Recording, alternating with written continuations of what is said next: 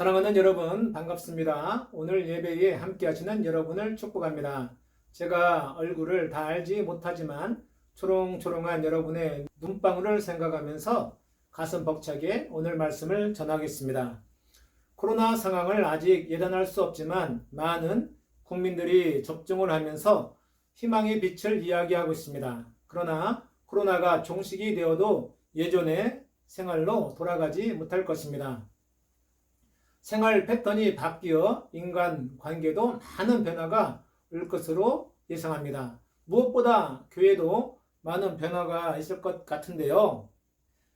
아직도 교회 예배는 물론 생활에 여러 가지로 제한이 계속되고 있습니다.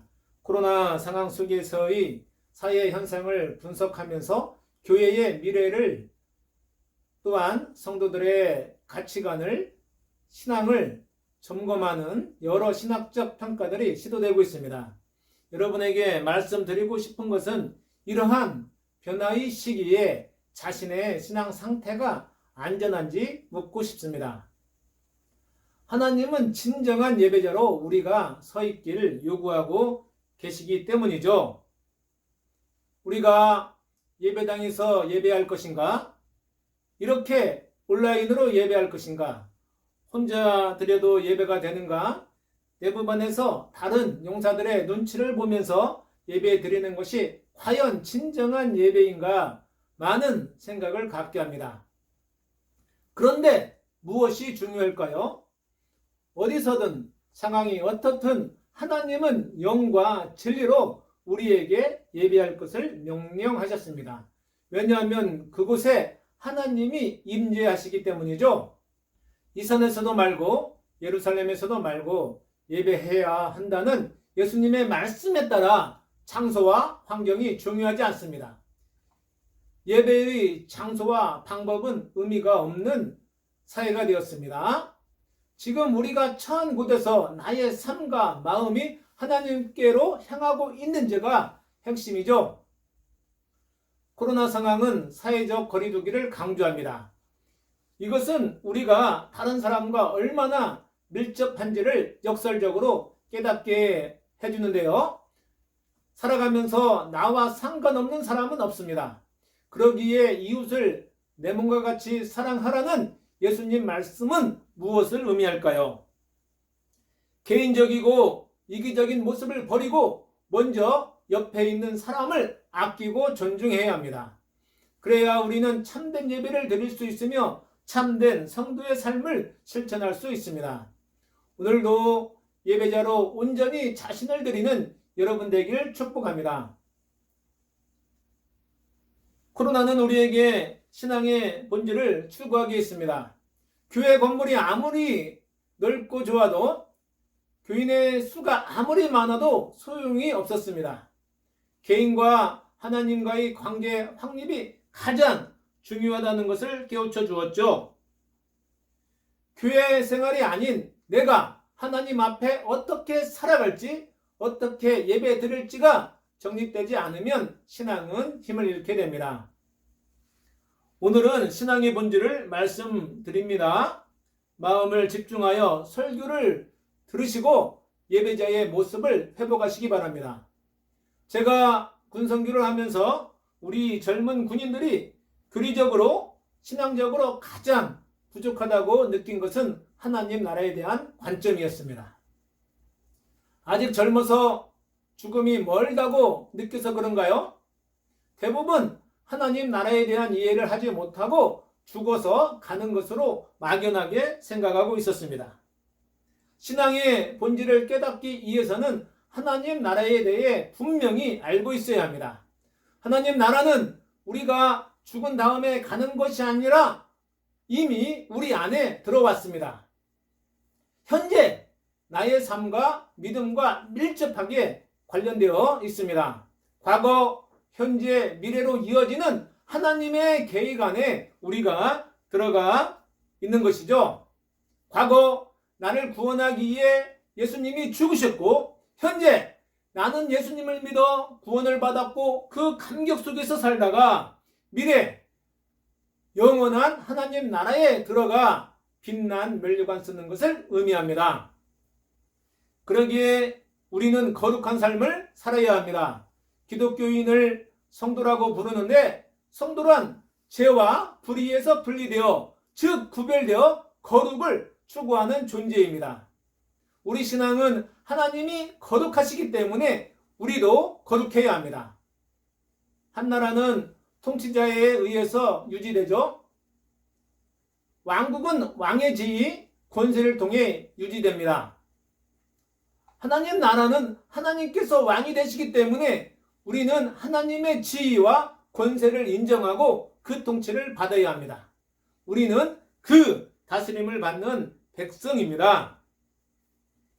하나님 나라는 예수님이 이 땅에 오셔서 복음을 전하심으로 이 땅에 임했습니다. 죽어서가 아닌 현재 우리 생활에서 하나님의 주권을 받아들이는 것입니다. 구원받아 죽어서 천국 가는 단순한 믿음에서 현재 나의 삶 속에서 하나님의 통치권을 인정하고 그 분의 뜻에 따라 사는 것이 참된 하나님 나라의 백성이라는 고차원적 믿음을 간직해야 합니다. 하나님 나라는 현재의 우리 삶에서 절대 분리할 수 없습니다. 우리가 분명히 알아야 할 것은 하나님 나라는 우리가 죽어서 가는 미래의 공간이 아니라 하나님의 주권과 권능으로 이 악한 세상 속에서 사탄의 유혹을 물리치고 하나님의 영광을 세상에 보여주며 놀라운 축복을 누리며 사는 것입니다. 그렇기 때문에 우리는 사탄에게 나를 내어주는 것이 아니라 사탄 마귀보다 무한 볼트 힘이 센 예수님을 모셔야 합니다. 사탄의 존재를 인정하건 안 하건 그 배후에 사탄이 있습니다. 그 결과는 사망, 죽음입니다. 하나님 중심이 아닌 자기 중심으로 살아가는 것은 사탄의 올무에 걸린 것이므로 주님의 능력으로 사탄의 올무에서 벗어나 하나님의 영광을 드러내는 여러분 되길 예수님의 이름으로 축복합니다. 구원은 지옥 안 가는 티켓이 아니라 이 세상에서 구별된 삶을 살아야 하는 우리에게 주신 하나님의 선물입니다. 하나님 나라의 백성으로 하나님의 통치에 순종할 때 하나님은 우리를 사망의 그늘에서 풍성한 삶과 죄를 이길 수 있는 능력과 하나님의 영광을 드러낼 권세를 주십니다. 이것이 십자가의 복음이요 신앙의 본질이죠. 호세아 6장 6절을 함께 읽고 오늘날 내가 또한 교회가 추구해야 할 태도를 살펴보겠습니다. 오늘 본문인데요. 함께 읽겠습니다. 나는 인애를 원하고 제사를 원하지 아니하며 번제보다 하나님을 아는 것을 원하노라. 이처럼 형식적인 예배가 아닌 하나님과의 관계가 첫째 우선입니다. 우리는 하나님을 알아야 합니다. 신앙의 본질은 하나님의 마음을 제대로 알아가며 그 사랑을 체험하는 것이죠. 우리가 십자가의 복음에서 떠나면 신앙은 침체됩니다. 사그라들어서 아무 힘도 발휘하지 못합니다. 교회도 마찬가지죠. 신앙의 본질 안에 있을 때 예수님의 능력과 권세가 나타납니다. 성경은 우리가 또한 교회가 아무리 예배를 많이 드려도 하나님을 모시지 않았다면 하나님과의 친밀한 교제가 없기 때문에 종교적 의식이 되어서 하나님을 버리게 되는 것이죠. 즉 하나님이 없기 때문에 하나님을 버린 것이 됩니다. 오늘날 교회가 프로그램이 늘어나고 많은 이벤트가 진행이 되어 무언가 움직이는 것 같고 일하는 것 같고 즐거울 수 있지만 또 사람들이 많이 오가는 것처럼 보이지만 하나님과 전혀 상관이 없는 행사에 불과한 것이 아주 많이 있습니다. 하나님의 백성들이 하나님과 친밀한 교제, 즉 하나님을 아는 참된 지식에서 떠나면 하나님 안에 있는 것 같으면서도 하나님을 멀리하고 있는 것이 됩니다. 신앙의 본질과 십자가의 복음은 서로 밀접하게 연결되어 있습니다. 십자가를 바라보지만 십자가를 지지 않는 것이 바로 우리 모습, 나의 모습인 거죠. 세상은 죄와 사망과 아주 밀접하게 관계되어 있습니다. 신앙의 토대가 약하면 사탄의 관계에 넘어가 결국 하나님과 멀리 떨어지게 됩니다. 우리는 하나님께 주권을 맡기고 하나님의 백성으로 살면서 그 은혜를 누려야 합니다. 하나님 나라 가치와 방식을 따라야 합니다. 교회는 예수 그리스도의 십자가 위에 올바로 세워지게 되면 회복과 부흥이 일어납니다. 이것이 신앙의 본질로 돌아간다는 진정한 의미입니다. 이것이 부흥의 진정한 의미입니다. 성경 전체에서 말하는 신앙의 본질은 다음과 같습니다. 첫째, 하나님과 친밀한 교제를 의미합니다. 친밀한 교제는 하나님을 아는 것인데요. 하나님을 알아가는 것인데 머릿속으로 정보 또한 교리적으로 성경 공부에서 얻는 지식이 아니라 나의 삶 속에서 하나님의 은혜를 깨닫는 그 경험을 의미합니다.